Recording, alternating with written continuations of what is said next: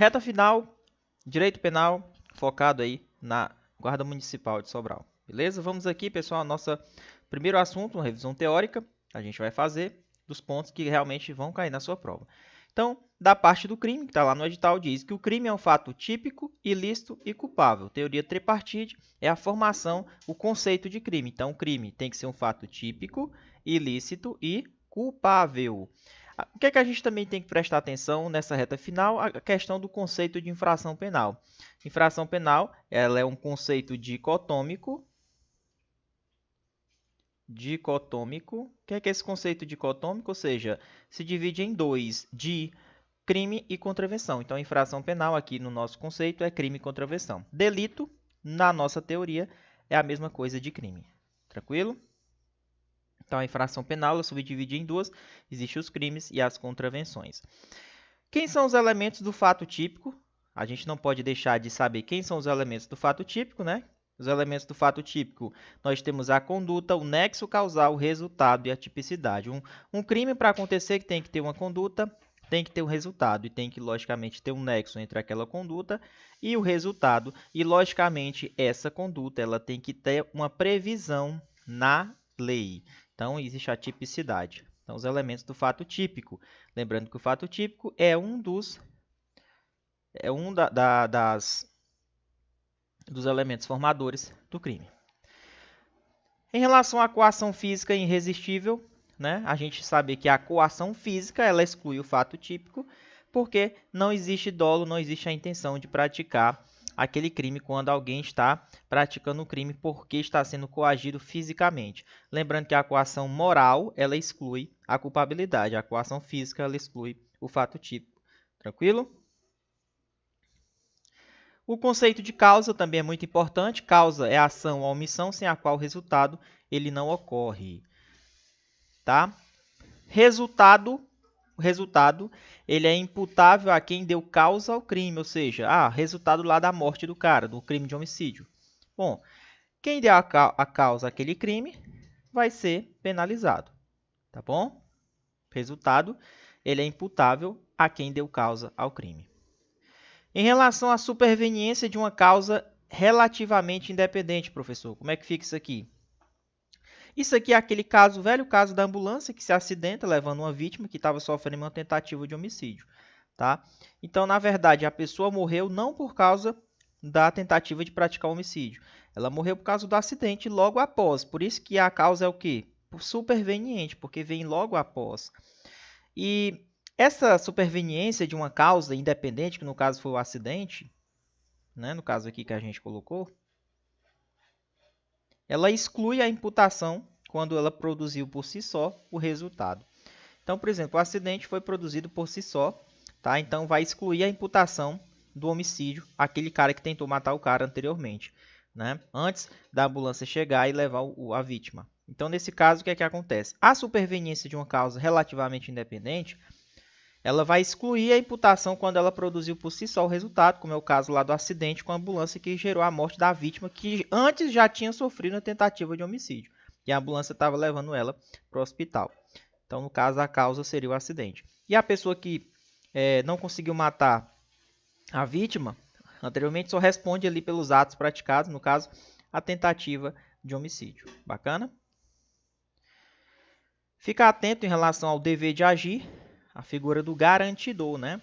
Então, quem é que tem o dever de agir? Aqui, pessoal, nós estamos falando da questão da omissão imprópria, tá? Omissão imprópria, ou também chamados os crimes comissivos por omissão. Então, aqui é a pessoa que se omite, ela pratica um crime na forma omissão. Então, aqui é a figura do garantidor, o dever de agir. Quem é o garantidor? Quem tem o dever de agir? É quem tem por obrigação por lei o dever de cuidado, proteção e vigilância. Né? Por exemplo, o bombeiro, a mãe com o filho, os policiais, beleza? Então, essas pessoas têm o dever de proteção, de vigilância. Também tem o dever de agir aquela pessoa que assumiu a responsabilidade de impedir o resultado. Né? Então, por exemplo, aquela pessoa que ficou responsável pelo filho, disse, está comigo a responsabilidade. Então, se ela assumiu, e depois acontecer alguma coisa com a pessoa, você vai assumir a responsabilidade. E com o seu comportamento anterior, criou um risco. Por exemplo, numa brincadeira chata, você vai lá e empurra o cara na piscina, com uma brincadeira mau gosto, e o cara acaba morrendo afogado. Então, com o seu comportamento anterior, você criou risco. Então, nesse caso, você pode responder aí pelo crime na forma de omissão imprópria. Por quê? Porque você criou com o seu comportamento aquele risco. Bacana? Então, não esqueçam da figura do garantidor, daquela pessoa que tem um dever de agir, tá bom? Então, se acontecer alguma coisa com a pessoa, com a vítima, e eu estou vendo lá, sou bombeiro e não faço nada, eu vou responder, né? O resultado importa para mim, ou seja, se a pessoa morrer, eu vou responder por homicídio. Se eu não queria, logicamente que ela morresse, homicídio culposo por omissão imprópria. Fiquem atentos, pessoal, à questão do crime consumado. O que é o crime consumado? É quando reúne todos os elementos da definição legal de um crime. Então, por exemplo, homicídio. Quando é que o homicídio vai se consumar? Bom, quando ocorrer realmente a morte da pessoa, materialmente, a pessoa deixar de bater o coração, morreu ali, já era. Então, o crime foi consumado. Então, ele reuniu todos os elementos da sua definição legal. No caso, por exemplo, crime de homicídio, lá do artigo 121. Matar alguém. No momento que você morreu, de verdade, pronto, você consumou o crime de homicídio. Bacana? A tentativa é quando você, na verdade, né? A tentativa é quando você, na verdade, não se consumou o crime. Por causa de quê, professor? O crime não foi consumado por circunstâncias alheias à sua vontade. Então, você iniciou a execução, você começou a praticar o crime, porém o crime não se consumou por causa de uma circunstância alheia. Ou seja, o que é a circunstância alheia? Que é uma circunstância, na verdade, que ela veio, você não queria que acontecesse, mas ela veio e atrapalhou o seu crime. No caso da tentativa de praticar um crime, você responde pelo crime, pela pena do crime, diminuída de 1 a 2/3, ok? Então, tentativa, você inicia a execução e ela não se consuma por circunstâncias alheias à sua vontade. A pena da tentativa responde pela pena normal, como se você tivesse executado o crime, porém diminuído de 1 a 2/3. Na desistência voluntária é o seguinte, você está lá, vai matar uma pessoa e voluntariamente você desiste de prosseguir na execução. Cuidado, aqui você tinha todas as condições para praticar o crime, porém você voluntariamente você não quis mais praticar, você não quis mais prosseguir na execução. No caso da desistência, você só responde pelos atos já praticados. No caso do arrependimento eficaz, certo? Você pratica o crime, porém você impede que ele se consuma. Por exemplo, você quis matar o cara. Aí o cara está lá morrendo. Aí você pega e socorre ele, leva para o hospital e não deixa ele morrer.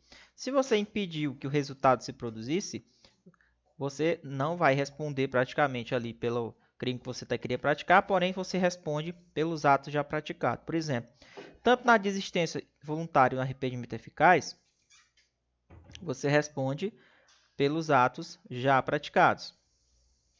Tá? Só responde pelos atos já praticados.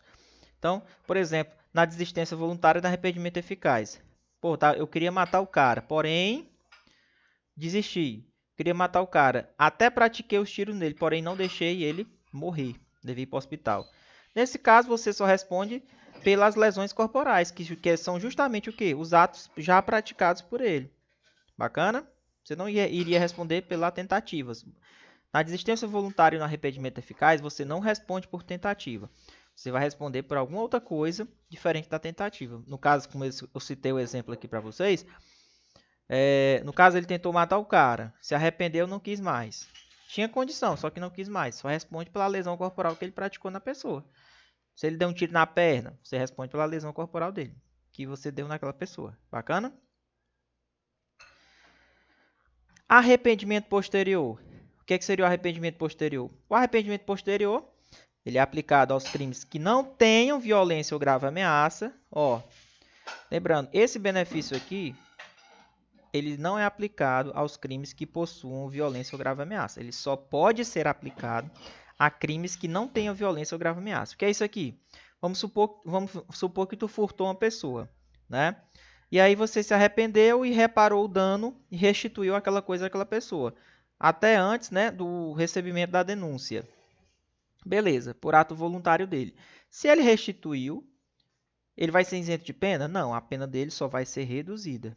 Então, no arrependimento posterior, ocorre uma redução de pena. Beleza? Lembrando que ele não é aplicado nos crimes que possuem violência ou grave ameaça. Roubo não pode ser aplicado. Mas o furto pode, porque o furto não tem violência e grave ameaça. Vamos aqui, crime impossível. O que é o conceito de crime impossível? É quando você não consuma o crime por ineficácia do meio que você utilizou para praticar o crime ou por causa que o objeto que você está ali praticando o crime sobre aquele objeto, ele é impróprio, ele tem impropriedade.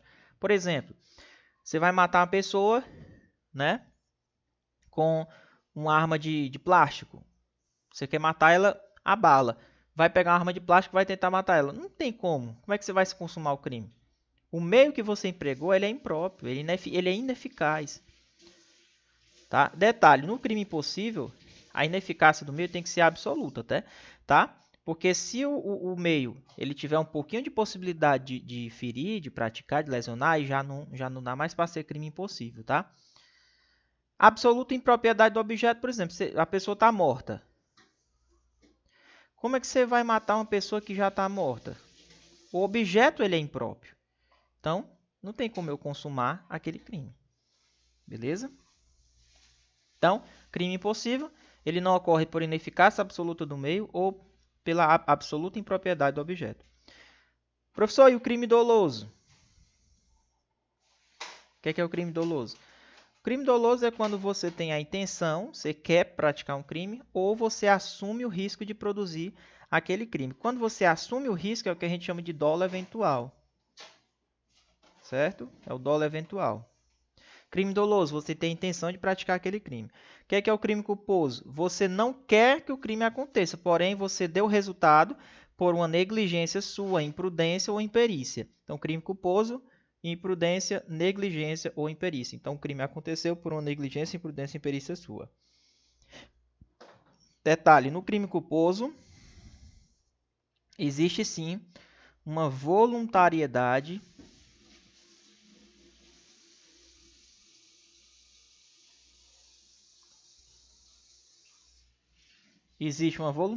na conduta da pessoa, tá? Porém, o resultado é que ele não queria que acontecesse, mas a conduta ela é voluntária, mesmo sendo crime culposo. Professor, o que é o erro sobre o elemento do tipo? Resumindo, erro de tipo. Erro de tipo é quando você erra na tipificação. Por exemplo, você pega um carro parecido com o seu por engano, ou você pega, por exemplo, um celular por engano que era muito parecido com o seu. Você não queria praticar o crime de furto, porém, pelo um erro, você não sabe o que está fazendo, você acabou praticando o crime. É o que a gente chama de erro de tipo, erro na tipificação do crime. Então, o erro de tipo, pessoal, de cara, ele exclui o quê? O dolo. Ele sempre vai excluir o dolo da conduta. A pessoa não teve a intenção de praticar o crime, foi porque ela não sabia o que ela estava fazendo, entendeu? Mas, se aquele crime prevê a forma culposa, aí vai ser punido. Por exemplo, no crime de furto, como não tem forma culposa, então ele não vai ser punido, ou seja, ele vai ser isento de pena. Bacana? Então, isso é o erro de tipo. Erro de tipo é quando você não sabe o que está fazendo. Você pratica um crime, mas você praticou, você não sabe o que faz. Tá? Você não tinha a intenção de praticar aquele crime. Discriminantes putativos. O que seriam essas discriminantes putativas? A discriminante putativa, ó, putativa é imaginação. Imaginar. O que seria esse imaginar? Bom, você faz uma coisa imaginando, achando que aquilo era legal, que você está amparado, mas na verdade você não está. Então, a discriminante putativa é quando você supõe um fato, pratica uma ação, que se realmente ela existisse, ela tornaria a ação legítima. Por exemplo, um cara que atira numa pessoa achando que ele ia tirar a arma da cintura, mas na verdade era um celular. Ó. Então, ele achava que era uma arma, né? Atirou no cara antes, porque o cara era inimigo dele, só que na verdade ele tirou foi o celular. Então, houve o que, professor, aqui? Houve, né, uma questão das discriminantes putativas. Nesse caso, ele vai ser isento de pena? Ele é isento de pena, certo? Isento de pena. Pelo um erro que é plenamente justificado pela circunstância que, se ele supõe se ela existisse de verdade, tornaria a ação legítima. Ele fica isento de pena. Porém, se for previsto da forma culposa de punição, ele também pode ser punido da forma culposa. Então, essas são as discriminantes putativas. Está ligado também com a culpa imprópria. Tá? Culpa imprópria.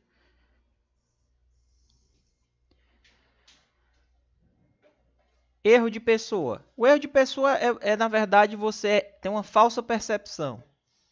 Eu chamo disso aqui de falsa percepção. Certo? O que seria essa falsa percepção? Vamos supor que você está ali, ó, o erro de pessoa. O cara assim, ó, putz, nossa, não é aquela pessoa que eu queria matar, velho. Era outra. Você tá lá, uma pessoa de trás da árvore. Você tem certeza que você viu a pessoa que você queria matar, que ela tá atrás da árvore. Aí você atira. Aí uma pessoa caiu. Quando caiu era outra pessoa. Porque essa pessoa que você queria matar trocou de lugar com a outra.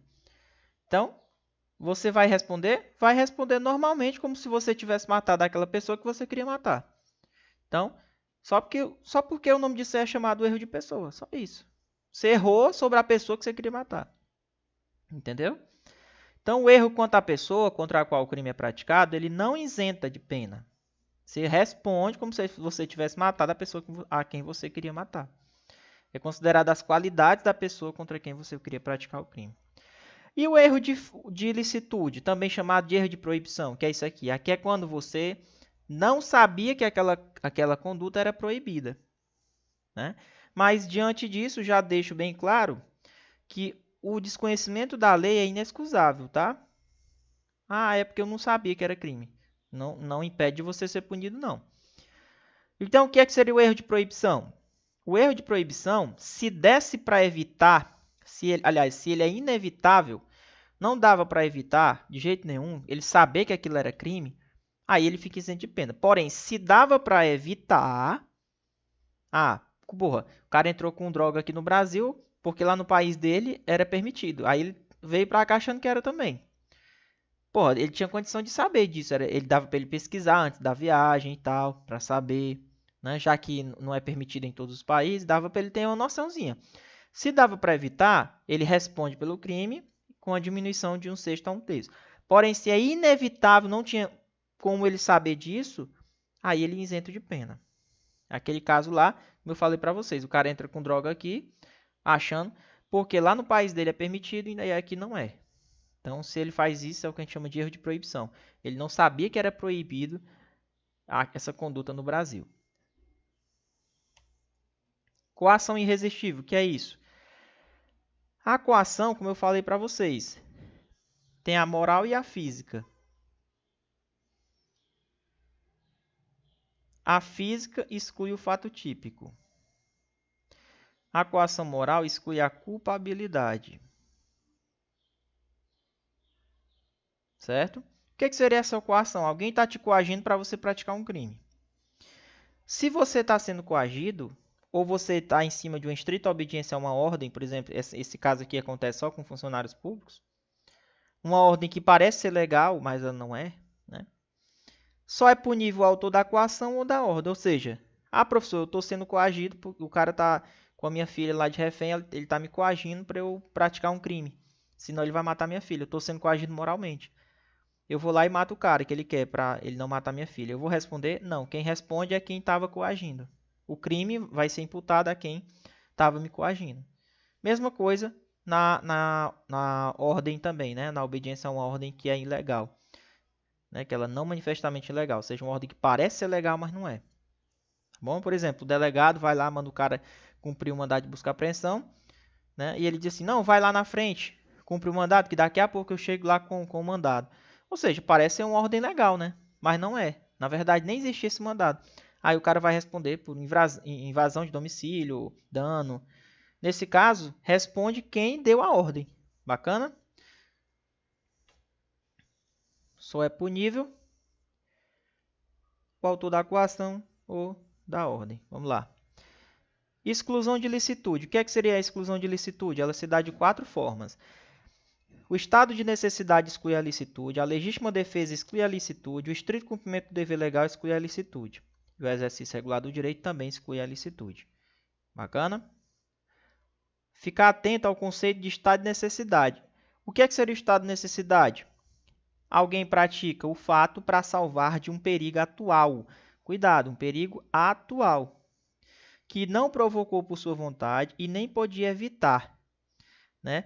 Cujo sacrifício não era razoável exigir. Sacrifício de quê? Da vida dele. Por exemplo, uma briga para ficar com o colete salva-vidas. Só tem um colete e o barco está afundando.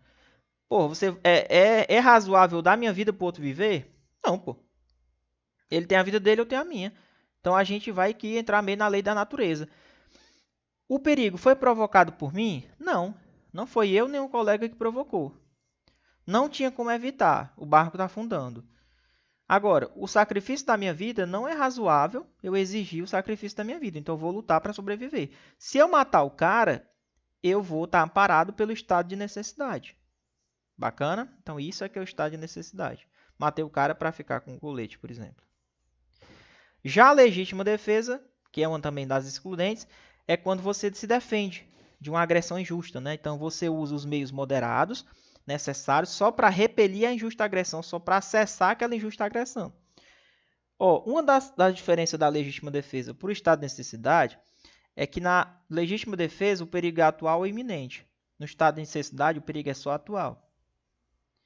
Bom? Então, legítima defesa, você repele uma injusta agressão que está sendo praticada contra você, utilizando os meios necessários, moderados, repele uma injusta agressão, pode ser atual ou iminente, para defender a sua vida ou a vida de outro. Imputabilidade. O que é importante? Saber o conceito dos inimputáveis. Quem são os inimputáveis? Vamos lá. Professor, o doente mental ou aquela pessoa que ela tem um desenvolvimento mental incompleto, será que se ela praticar um crime ela responde? Resposta, depende. Se no tempo que ele praticou o crime, ele era incapaz de entender o que ele estava fazendo, ou seja, ele era 100% incapaz de entender o que ele estava fazendo, ele fica isento de pena. Porém, se ele tinha um pouquinho de discernimento, ou seja, ele não era inteiramente capaz de entender, mas ele entendia alguma coisa, ele não era 100% incapaz de entender. Ele entendia algo. Nesse caso, ele responde pelo crime com a redução de pena de 1 a 2 terços.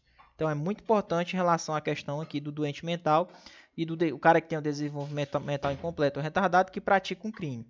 Bacana?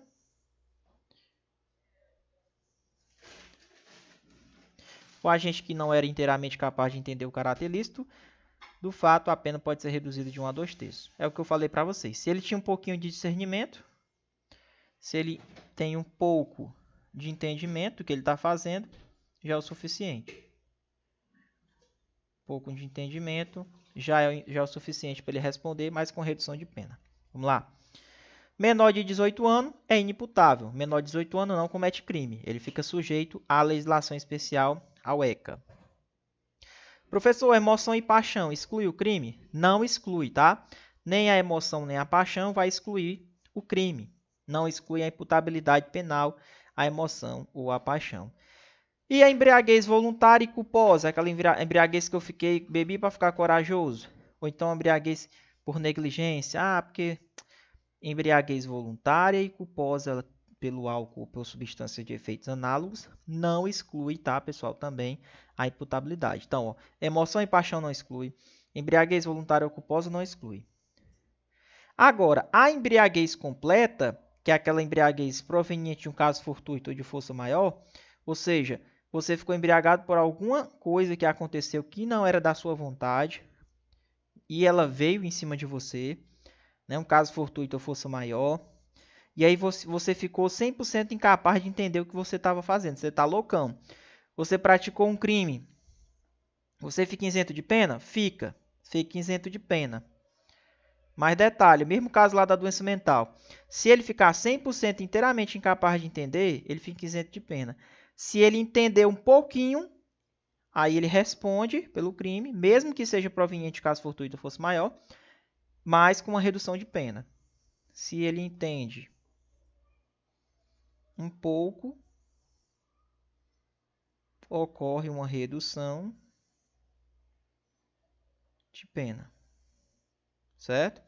Então, a única embriaguez que vai gerar isenção de pena é aquela que é proveniente de caso fortuito ou de força maior. Bacana? Lembrando, embriaguez voluntária e culposa não exclui a imputabilidade, emoção e paixão também não exclui a imputabilidade. A embriaguez completa, se ela for proveniente de caso fortuito ou força maior e ele ficar inteiramente incapaz de entender, então vai excluir, sim, aí nesse caso, a imputabilidade dele. Ok? Vamos continuando nossa revisão agora da parte especial, crimes contra a vida. Ficar atento em relação ao crime de homicídio. Homicídio é matar alguém. Ficar atento ao conceito de homicídio privilegiado. O que é homicídio privilegiado? Quando você mata uma pessoa pelo relevante valor social, moral da sociedade, ou porque você está dominado sobre uma violenta emoção, né? Logo em seguida, a injusta provocação da vítima. Ou seja, você foi provocado injustamente. Aí você vai lá, fica dominado pela violenta emoção e vai lá e mata a pessoa. É o homicídio privilegiado. No homicídio privilegiado, pessoal, o juiz ele pode reduzir a pena de 1/6 a 1/3. Como o próprio nome diz, é um privilégio, tá? Então, relevante valor social e moral, ou quando ele está dominado pela violenta emoção. Saber também em relação aos homicídios, as hipóteses de homicídio qualificado. O que é homicídio qualificado? Homicídio qualificado é um crime hediondo e em que o patamar da pena fica mais pesado caso você pratique o crime de homicídio com esses fatores que eu vou dizer agora. Então, vamos supor que você praticou um crime de homicídio mediante paga ou promessa de recompensa, ou por um motivo torpe. O que é um motivo torpe? É um motivo repugnante. Você mata para ficar com a herança, por exemplo, dos seus pais. É um motivo torpe, repugnante. Motivo fútil é um motivo besta. Uma briga de trânsito, você vai lá e mata o cara por causa de uma briga besta de trânsito. Matar empregando veneno, fogo explosivo, asfixia, tortura ou outro meio insidioso ou cruel, ou de que possa resultar perigo comum. Então, utilizando todos esses conceitos aqui, o homicídio também fica qualificado. Você mata uma pessoa por meio de traição, de emboscada, mediante dissimulação ou outro recurso que dificulte ou torne impossível a defesa do ofendido. Ou quando você mata uma pessoa para assegurar a execução, a ocultação e a impunidade do crime, famosa queima de arquivo, tá bom? Então, são os homicídios qualificados. Recentemente foi incluído, também, quando você mata uma pessoa empregando uma arma de fogo de uso restrito ou proibido, também vai qualificar o crime. O feminicídio, ficar atento também, que é o homicídio praticado contra a mulher por razões da condição do sexo feminino. Então, é pelo fato dela ser mulher. Ficar atento aos casos de aumento de pena. Pode ser aumentado de 1/3 até a metade, quando, por exemplo, você matar a mulher e ela está gestante. Ou nos 3 meses após o parto. Quando você pratica o crime de homicídio contra uma pessoa menor de 14 anos, né? Ou maior de 60 anos. Pessoa que é deficiente. Bacana também. Que tem doenças degenerativas. Tudo isso aqui vai aumentar a pena de 1/3 até a metade. Quando você mata a mulher na presença física ou virtual dos seus filhos, dos seus pais. Quando você mata, por exemplo, a mulher descumprindo medida protetiva, ou seja, o juiz já tinha dado a medida protetiva para você não chegar perto dela e você foi lá e matou. Então, tudo isso aqui vai aumentar a pena quando você comete o crime de feminicídio. Fiquem atentos ao homicídio funcional, tá? Homicídio funcional é quando você mata aquelas autoridades, né, dos artigos 142, que é da segurança pública, aliás, das Forças Armadas, e o 144, que é da segurança pública. Então, se você mata esses agentes aqui, ó, por causa da função dele, tá? Ou quando ele está em exercício da função, ou também quando você mata no lugar dele, por exemplo, a mulher dele, os filhos, algum parente dele, também entra. É o homicídio funcional. O homicídio funcional é um homicídio qualificado. O patamar da pena aumenta. Então, você mata esses agentes aqui por causa que ele é um agente de segurança pública. Tem muita morte que acontece por causa disso. Então, a lei ela foi um pouco mais dura para aquelas pessoas que matam policiais, por exemplo, por conta, em decorrência da sua função. Homicídio culposo. Homicídio culposo. Você, por negligência, imprudência ou imperícia, matou a pessoa. Por exemplo, uma mãe que dá uma ré no carro, não vê o filho atrás e mata o filho sem querer. Então, nesse caso, pode ser concedido perdão judicial, ou seja, o juiz deixa de aplicar a pena se as consequências daquela infração atingem o próprio agente de forma tão grave que a sanção não precisa mais ser aplicada. É o caso que eu acabei de falar da mãe que atropela o filho. Então, o juiz ele pode conceder o perdão judicial no homicídio culposo. Ficar atento ao crime de induzimento, instigação ou auxílio ao suicídio ou automutilação, lembrando que agora é um crime formal. Ele se consuma somente com a conduta, não precisa necessariamente a pessoa vir a se suicidar ou se automutilar. Basta induzir, basta instigar ou auxiliar, o crime é formal, tá? Induzir e instigar alguém a suicidar-se ou praticar automutilação. Fica atento às qualificadoras desse crime. Por exemplo, se do crime lá de induzimento gerar uma lesão na pessoa, a pessoa não morreu, mas gerou uma lesão grave ou gravíssima na pessoa, né? Vai qualificar? Vai. Professor, e se consumar o suicídio por conta do induzimento? Se consumar, show de bola, é uma qualificadora. Porque agora o crime é formal, entendeu? Basta ele se consumir com a conduta. Não é necessariamente o cara tem que morrer. Mas se ele morrer, ou então se consumou a automutilação, né? Então, nesse caso, vai ficar um induzimento, instigação ou auxílio qualificado.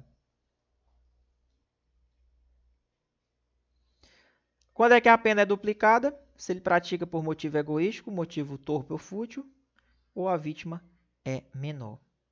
Aumenta até o dobro quando é realizada por meio de rede de computadores.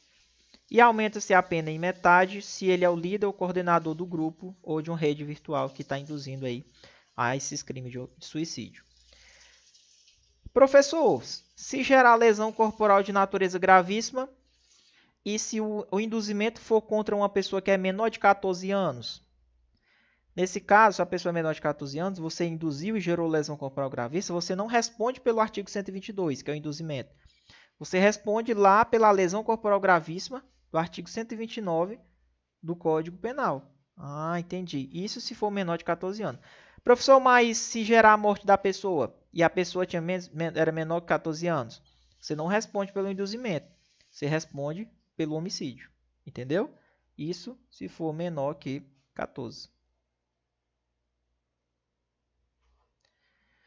Infanticídio. O que é que seria infanticídio, Muniz? O infanticídio é matar a criança, né? A mãe mata a criança, o seu próprio filho, porque ela estava sob a influência de um estado puerperal. Certo? O que é esse estado puerperal? Como se fosse um estresse pós-parto. Então, ela mata o filho, né, durante o parto ou logo após. Não esquecer dos casos de diferenciar lesão corporal de natureza grave da gravíssima. Lesão de natureza grave. Quais são os casos? Se você lesionou uma pessoa e ela não pode trabalhar por mais de 30 dias, é grave.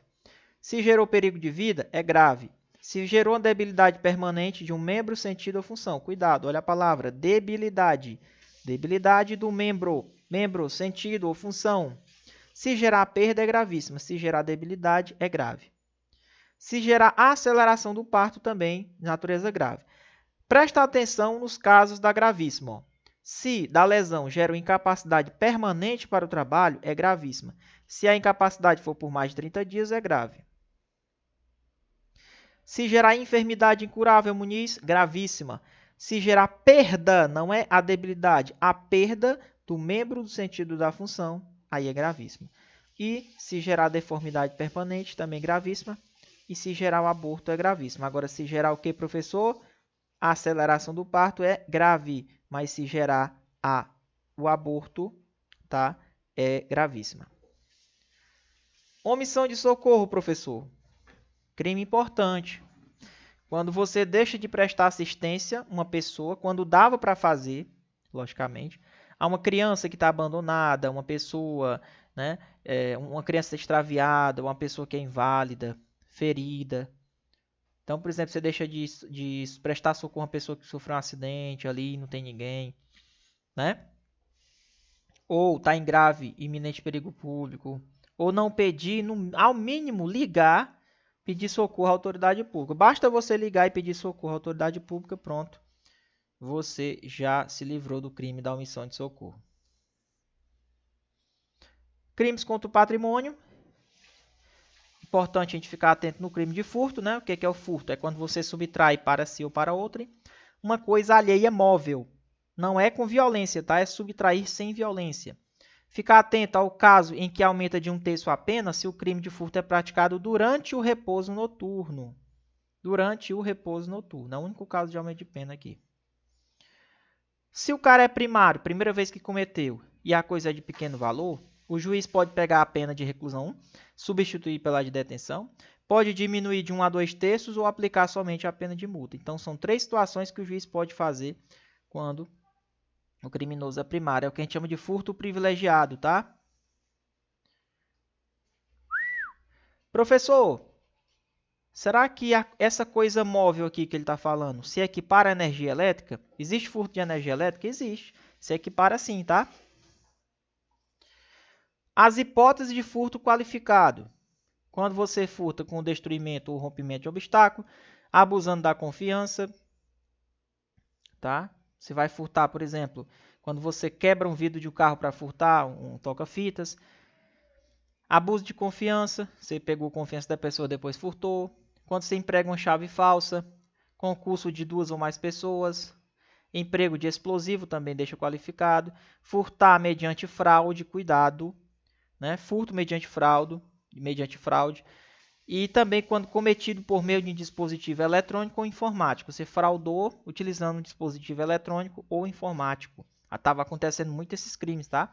O cara utilizava um dispositivo eletrônico para fraudar, né? E acabar furtando a pessoa. Subtração de veículo que está sendo transportado para um outro estado ou para o exterior. Quando também você furta um semovente domesticável de produção, que é isso, professor, semovente? Aqueles animais, né, por exemplo, bois, aqueles carregamentos de bois, de cabras, né, que são usados para domesticável e produção. Mesmo que a carne esteja abatida, também é considerado, tá? Quando você subtrai substâncias explosivas, você furta substâncias explosivas, bacana? Então essas são as qualificadoras do roubo para vocês ficarem atentos. Atenção nas qualificadoras do furto. Crime de roubo. O roubo é quando você subtrai utilizando grave ameaça ou violência. Então, no roubo tem violência, né? Então, existe no roubo o roubo próprio e o impróprio. Existe o roubo próprio e o roubo impróprio. Certo? Existe o roubo próprio e existe o roubo impróprio. O que é o roubo próprio? É quando você emprega a violência na hora ali ou antes para poder subtrair a coisa. O impróprio, você primeiro subtrai a coisa e depois a pessoa percebe que foi subtraída e ela vai tentar pegar a coisa, é a hora que você emprega a violência. Ou seja, a violência foi empregada depois que você roubou. Então, se a violência foi empregada depois, é o impróprio. Bacana? Caso de aumento de pena, vai aumentar de 1/3 até metade se você rouba com um amiguinho, né? Concurso de 2 ou mais pessoas. Caso a vítima esteja em serviço de transporte de valores, aqueles carros fortes. Subtração foi de veículo automotor que venha a ser transportado para um outro estado ou para também o exterior. Quando você subtrai substâncias explosivas. Interessante que no roubo é aumento de pena, quando você subtrai substância explosiva. Lá no furto é qualificadora. São coisas diferentes. Furta, aliás, rouba, né? Utilizando arma branca, faca, por exemplo. Quando é que a pena vai aumentar de 2/3? Quando você utiliza arma de fogo. Se for arma branca, vai aumentar de 1/3 até a metade. Se for arma de fogo, aumenta de 2/3. Quando você rouba, rompendo os obstáculos, utilizando o emprego explosivo. Se da violência que você praticou com o emprego de arma de fogo de uso restrito ou proibido, aplica-se a pena em dobro. Ou seja, olha que interessante isso aqui, ó. Cuidado.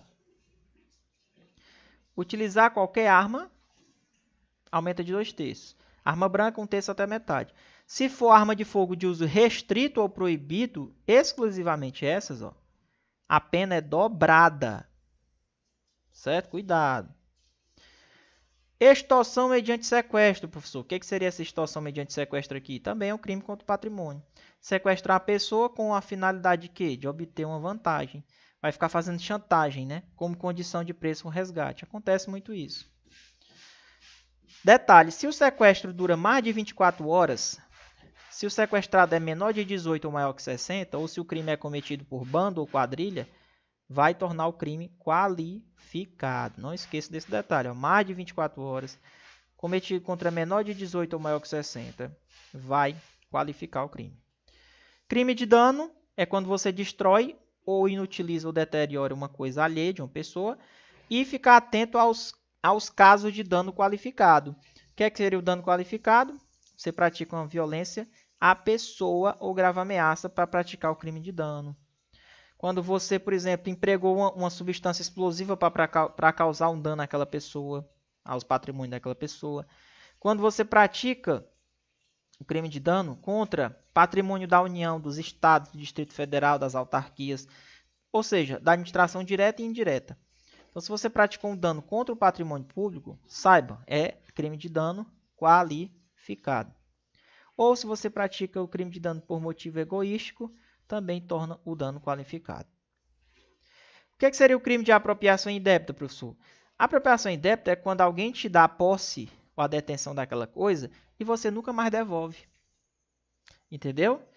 E você nunca mais devolve. Você se apropriou daquela coisa daquela pessoa, porque a pessoa te deu conscientemente para você usar e nunca mais devolveu.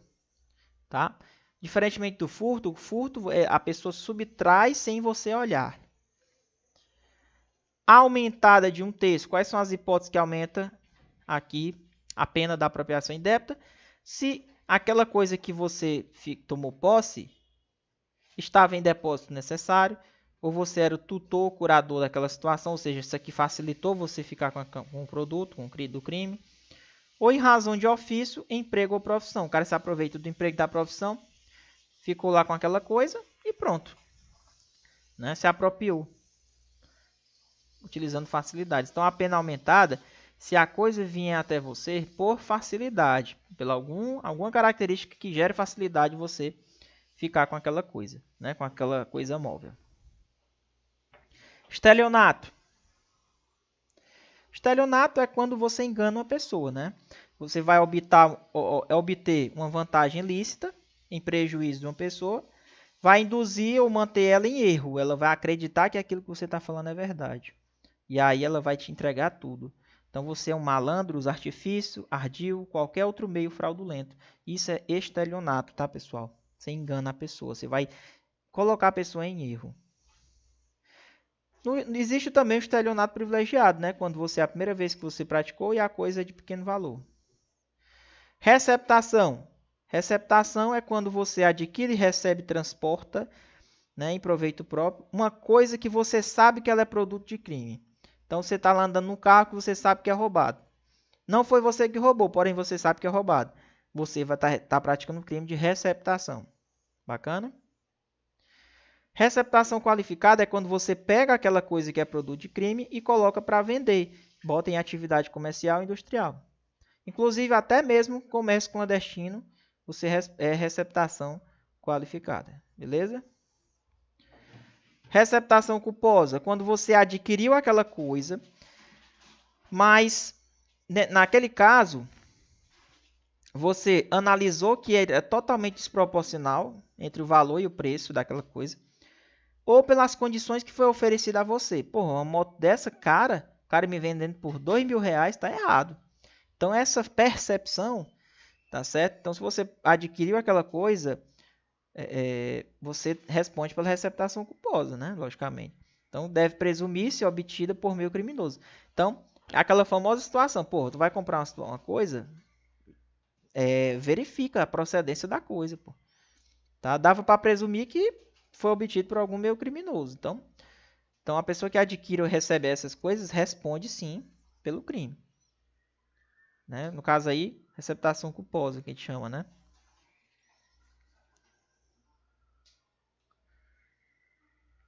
Se a pessoa for a primeira vez que ela praticou isso, o juiz pode deixar de aplicar a pena. Bacana? pode ser perdoada a pena aí, se ele for primário. A receptação é punível, ainda que desconhecida ou isento de pena o autor do crime. Por exemplo, o cara que roubou aquela moto que tu comprou, ele foi isento de pena. Professor, então eu vou ser isento também, né, da receptação? Aí você quer demais. Continua sendo punível a receptação, mesmo que o cara tenha sido isento de pena. Se você furtar, se aquela coisa que você está em posse e ela é objeto de furto ou de roubo, se for um bem da administração direta ou indireta, a pena vai ser aplicada em dobro. As escusas absolutórias também caem demais em prova. O que seriam essas escusas absolutórias? São situações que você vai ficar isento de pena, tá? Ou para você ser punido tem que ter a representação de uma pessoa. Tá? Aplicada aqui contra os crimes contra o patrimônio. Por exemplo, quando é que você é isento de pena? Detalhe, essa escusa absolutória ela não pode ser aplicada quando o crime envolve violência ou grave ameaça. Não pode envolver. Tá? Então, quais são os casos que ele vai ficar isento de pena? Ó, cônjuge não separado. Cônjuge não separado, ele não é separado, tá certo? Da pessoa, vive junto. Ascendente e descendente. Por exemplo, o cônjuge, sua esposa foi lá e furtou uma coisa sua. Bom, você é cônjuge dela, né? Na verdade, ela não vai responder pelo crime de furto, tá? Ela é isenta de pena, só porque ela é cônjuge e não está separada. Ou um ascendente, né? O pai ou o filho também é aplicável essa situação que eu falei para vocês. Estranho, mas é isso que tem na lei. Quando é que vai ser o crime praticado mediante representação? Se você está separado da pessoa, cônjuge separado, ela vai lá e furta uma coisa sua. Ela vai, nesse caso, esse seu cônjuge aqui só vai ser punido se você representar contra ela, entendeu? Só se houver representação. Isso vale para o irmão, o tio ou o sobrinho. O sobrinho, logicamente, o tio ou o sobrinho que você coabita com ele, tá? Quando é que não se aplica as escusas? Crime de violência, ó, roubo, extorsão, nesse caso não pode ser aplicado. A pessoa responde normalmente. Beleza? Ou qualquer outro crime que tenha violência ou grave ameaça. A gente não pode aplicar esses benefícios aqui das escusas. Professor, sou filho do meu pai, logicamente, né? E eu tô com um coleguinha, a gente se juntou para furtar uma coisa lá do meu pai.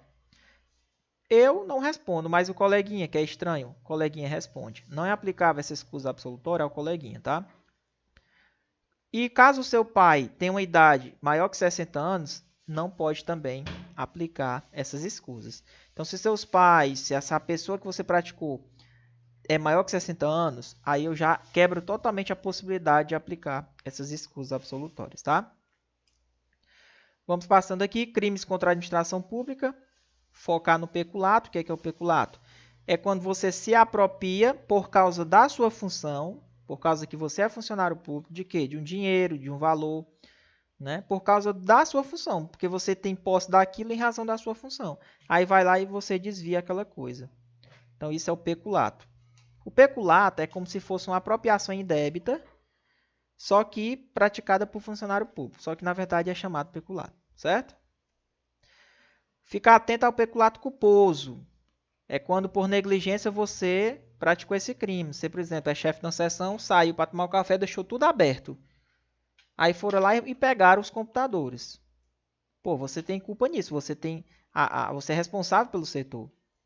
Agora, se você reparar o dano antes da sentença, extingue a punibilidade. Se você reparar depois, a pena é reduzida da metade.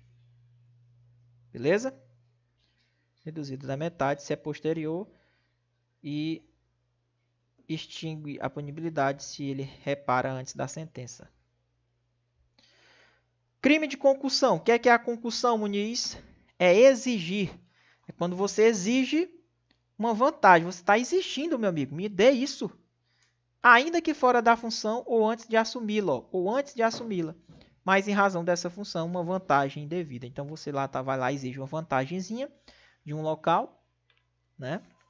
E fica dizendo, ó, eu sou aqui funcionário, entendeu?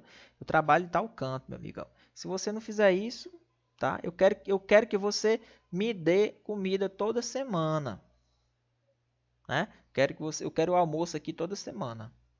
Tá exigindo, meu amigo, em razão da função dele. Tá? Pode ser até uma exigência direta e pode ser também de forma indireta, viu?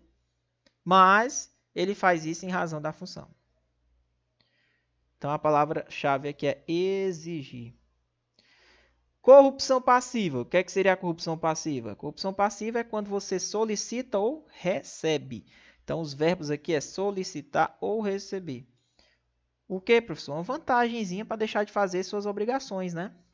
Então, você solicita uma vantagem, pode ser direto ou indiretamente, ainda que fora da função, mas se você utilizar a sua função para fazer isso, então você solicita uma vantagem indevida ou aceita uma promessa de uma vantagem para deixar de fazer suas ações. É a famosa corrupção passiva.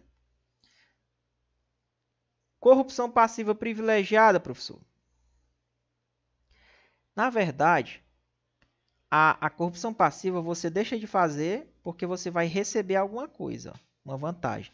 Na corrupção passiva privilegiada, você não recebe nada. Você deixa de praticar aquela sua obrigação porque você cede um pedido de uma pessoa. Por exemplo, a mulher que chega lá, seu guarda, não me multe, não recolha meu carro, por conta que eu só tenho isso para trabalhar e aquilo, aquela coisa e tal. Aí o cara cedeu o pedido dela. Beleza, não fez nada, deixou de fazer as obrigações dele. Se ele cedeu o pedido, mas também não teve nada em troca, só cedeu, é o que a gente chama de corrupção passiva privilegiada. Bacana? Prevaricação. Aqui é quando você deixa de fazer aquela coisa que você teria que fazer, né, para satisfazer um interesse seu, um sentimento pessoal seu.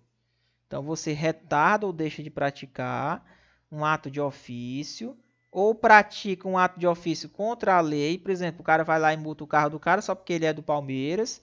Isso é prevaricação também, tá? Então, para quem não sabe, a prevaricação é quando você deixa de praticar ou você pratica fora da lei aquele ato. Para quê? Para satisfazer o interesse e sentimento pessoal seu. Bacana? Ficar atento à questão do diretor da penitenciária, tá? O diretor da penitenciária que deixa de cumprir o seu dever e dá acesso de proibir, né, o preso ter acesso a aparelhos telefônicos, também entra no crime de prevaricação. Tá bom?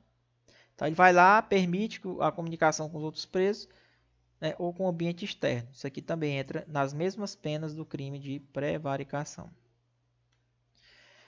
Condescendência criminosa, o que é isso aí, professor? É o cara que ele vê o subordinado cometendo crime e não faz nada. Ele deixa o funcionário, né, por indulgência, de responsabilizar o subordinado que cometeu infração no exercício do cargo. Né? Isso é a condescendência criminosa. Conceito de funcionário público é amplo. O conceito de funcionário público para responder pelos crimes contra a administração, ele é bem amplo, tá? Então, para efeito penal, pode ser o cara que esteja temporariamente ou até mesmo um funcionário que nem receba remuneração. Entendeu? Então, funcionário público para efeitos penais, que embora transitoriamente ou sem remuneração, ele exerce um cargo, emprego ou função pública. Não necessariamente ele precisa receber e não necessariamente ele precisa ser efetivo. Tá bom?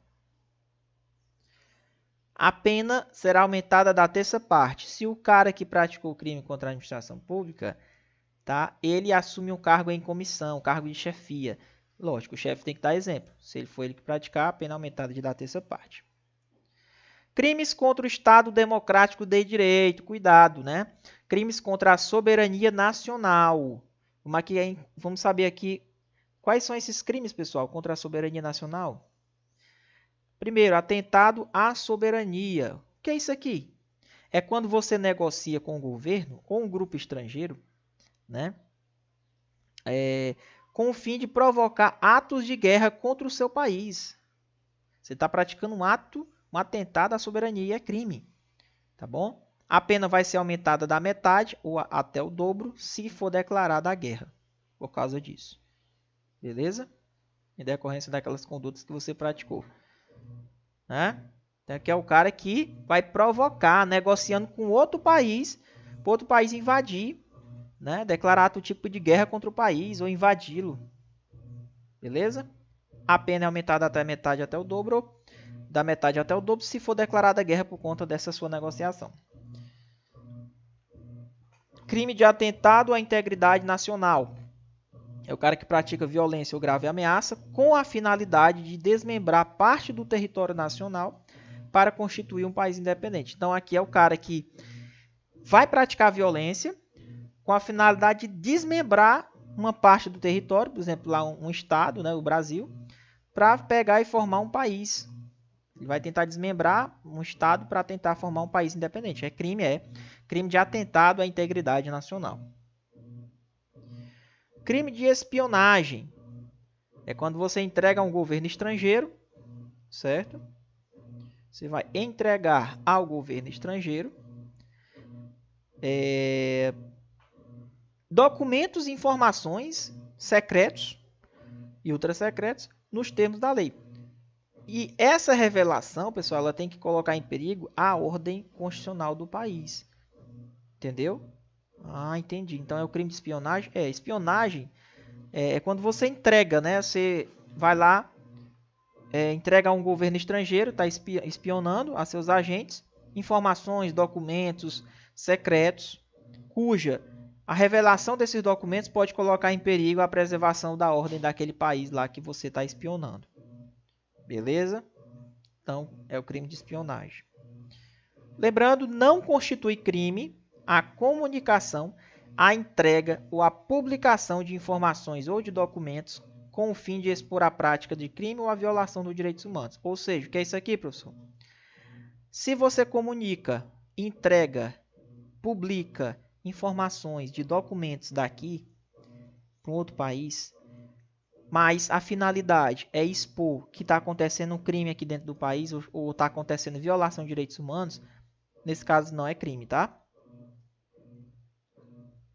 Crimes contra as instituições democráticas. Existe o crime de abolição violenta do Estado Democrático de Direito e o golpe de Estado. A abolição violenta do Estado Democrático de Direito. O que é isso aqui, pessoal? O cara que tenta, empregando violência, abolir o Estado Democrático de Direito. Entendeu? Então, é necessário que ele use a violência. Tem que ter o emprego da violência ou grave ameaça. Golpe de Estado. Você tentar depor o governo, tentar derrubar o presidente legitimamente constituído, utilizando sempre violência e grave ameaça.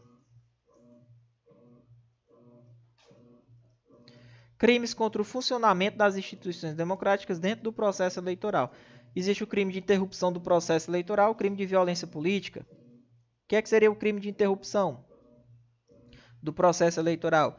É você perturbar, pessoal, justamente impedir, utilizando violência, mecanismos de segurança do sistema eletrônico de votação. Entendeu? Então você vai perturbar a eleição, utilizando violação, na verdade, né, indevida, de mecanismo de segurança. Você vai violar os mecanismos de segurança do sistema eletrônico de votação. É crime? É. Crime de interrupção do processo eleitoral. Crime de violência política existe? É quando você impede, dificulta, utilizando violência física, sexual, psicológica, uma pessoa, né, em razão do seu sexo, raça, cor, etnia, religião ou procedência nacional. Então, você impede daquela pessoa exercer os seus direitos políticos por conta de sexo, raça, cor, etnia, religião, né, procedência nacional, daquela pessoa exercer os seus direitos políticos. Então, é um crime de violência política, tá? Crimes contra o funcionamento do serviço essencial. Existe o crime de sabotagem. O crime é esse. Você vai destruir, inutilizar instalações, estabelecimentos, serviços destinados à defesa. Você vai fazer sabotagens, né, com o fim de abolir o Estado Democrático de Direito.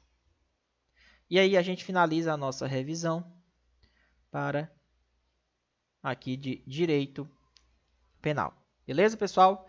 Grande abraço e até a próxima. Fiquem com Deus.